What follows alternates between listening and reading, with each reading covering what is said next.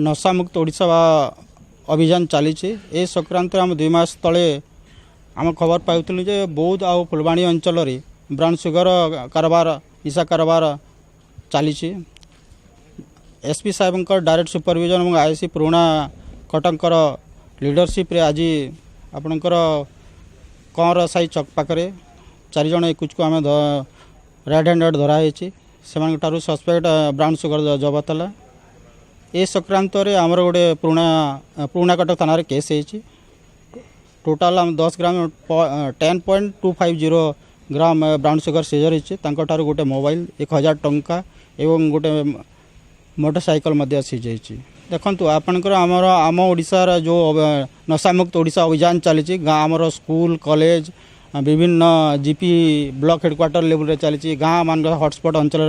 Brown sugar बा गंजा संपर्क अवेयरनेस कर निशा द्रव्य उपर अवेयरनेस कर कंटिन्यू प्रोसेस कंटिन्यू चलो आउ जो मैंने ये कार्य लिप्त रही से पुलिस छाड़ ना।